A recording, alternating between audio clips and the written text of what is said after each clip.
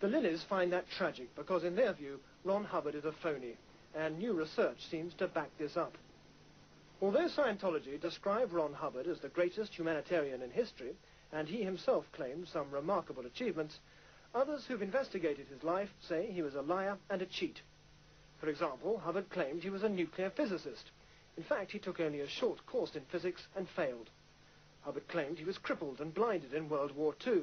In fact, he was never even slightly wounded. He also claimed he was a war hero, winning 21 medals. In fact, he got only 4 routine declarations in the US Navy, and none of them for heroism or combat. 3 remarkable claims by Scientology's founder that researchers say don't stand up to scrutiny. The author Russell Miller has just completed a biography on Hubbard, contrasting the claims and the facts. He's called it Bare-Faced Messiah.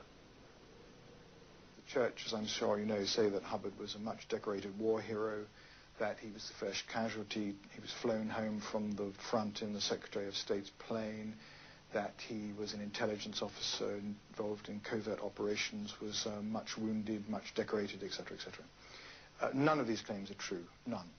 He did join the Navy, and he did become an officer, but his actual career was ill-starred, to say the least. In one area, Hubbard did perform extremely well. He made huge sums of money. Money was an obsession. In 1948, he said the best way to make $1 million was to start one's own religion. 2 years later, he founded Scientology. And in a directive to his followers, he confirmed his priorities. Make money. Make more money. Make other people produce so as to make money. Hubbard's bridge to total freedom can be crossed by anyone who can afford it. The full counselling programme costs at least £60,000 per person. Some followers have paid £100,000. In Brighton, Nicola Trudgeon was caught up in the Hubbard money-making machine. In the space of 4 weeks, she handed over nearly £8,000 to the town's Scientology centre. She believed the money would help lead her to spiritual freedom. At least that was what Roger Kay, who runs the centre, told her. He persuaded me that I needed something called a life repair, which was to get over the initial problems that I had through experiences in my past. And that was to cost me £1,725. I was reluctant. I mean, that sort of figure was a lot of money, and I did question the amount. I was chatted to and talked to and said, well, a university course would cost you much more than that. Well, after the life repair had run, I then again had another interview with Roger Kay, and I was persuaded that I should take the journey up to clear, which is to a state where you completely lose your reactive mind and are totally clear and free. That was to cost me just over £6,000, £6,200. Nicola Trudgeon told the Scientologists at Brighton that her annual salary was only £7,000. She says their response was to suggest she took out large loans and lie on the application forms by falsely claiming that the loan was for a car or home improvement. But as well as losing money, Nicola Trudgeon was losing faith in Scientology. She took up the cult's promise of a refund and was repaid some £6,000, but only after Scientology was ordered by a court to pay it. Yet the cult is extremely rich. Recent documents from St. Hill, obtained by Facing South, show the total income for the 7 Scientology centres in Britain in just 1 week was over £55,000. Apart from the regional organisations, there are 10 recruiting centres, including 4 on the south coast. Much of the money they raise goes to the headquarters in East Grinstead, and some from here to the United States.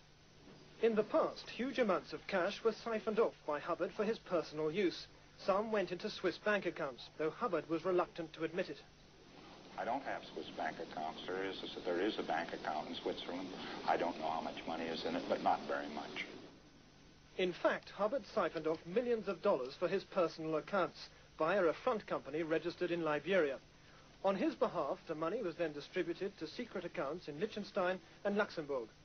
Former aides have testified that Hubbard took tens of millions of dollars out of Scientology. Although ordinary Scientologists were unaware of this diversion of funds, some were becoming disillusioned with another aspect of Scientology's finances.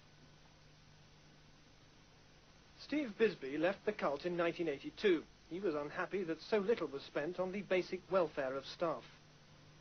The staff pay was £4 a week.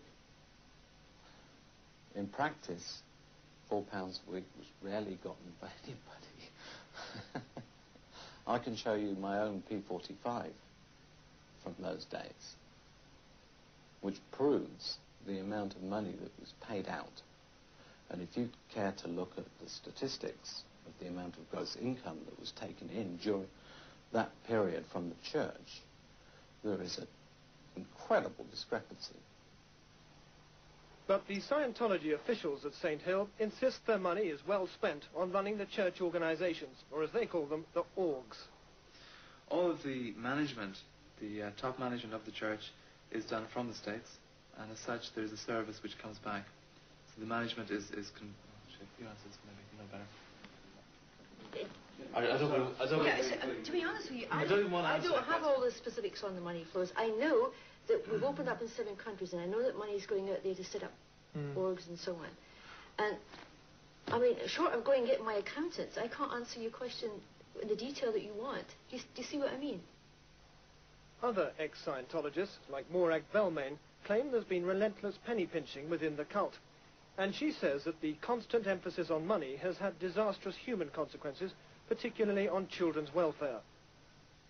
Morag Belmain worked for 6 years in a nursery at Stonelands, a hostel for Scientology staff near East Grinstead. In Scientology, they considered that putting somebody to look after children was a waste of manpower. So that meant that they didn't actually look after them. Now, if you have a big group of children and you have nobody looking after them, also you have no funds to buy basic equipment, then you get a rebel. And that's what we had. They didn't get looked after. They used to run wild, you know, and basically turn into little criminals. At Stonelands, Morag Belmain found that a lack of cash to pay the bills often meant harsh measures. It happened once in the depths of winter. The idea was, because there wasn't enough money to pay these bills, the punishment, shall we say, for that was to cut off all the heating, cut off all the hot water. And we lived, well, with no heating, no electricity. And also, we were all put on a diet of beans and rice, and that included the children. So these little kids, 1, 2, 3, all they ate was beans and rice. For each new recruit, there's more money for the cult, and the energy put into recruitment can be seen at Brighton on every day of the year. In Scientology, a likely candidate is called raw meat. If he agrees to take the personality test they offer, it won't be long before the Scientologist announces who he is and broaches the subject of money. We secretly recorded an interview between one recruitment officer and a Facing South researcher posing as a student. Inside the recruitment centre, he was taken to an upstairs office. Hello? Only minutes into the conversation that followed, the Scientologist was asking for cash for a short initial course. The actual cost of it is 115. That's inclusive of VAT. It would say £115 in most cases would be only a first instalment. Each course has another fee, and the Scientologists, where possible, prefer payment in advance. What I'd need, bank name, branch address, and if you know it, your account number. I can't tell you the number. I can give you the name and the address. That'll be sufficient now. Okay. I can set this up there. Right. Okay, I'll show you how to do it. I'll get back to you in a second. Great, thanks. The personality test offered in Brighton is one way of involving people in Scientology. There are others. An advertisement in a national newspaper offers help for all kinds of ailments, from tiredness to fungal infections. It's placed by the Candida Albicans Advice Centre of East Grinstead. Candida's consultant, Dr. Dorothy West, turns out to be a long-standing Scientologist, and her advice group has recommended auditing as part of their treatment.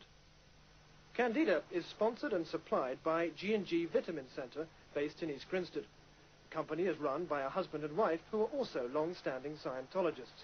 The wife, Sheila Gaiman, is executive director.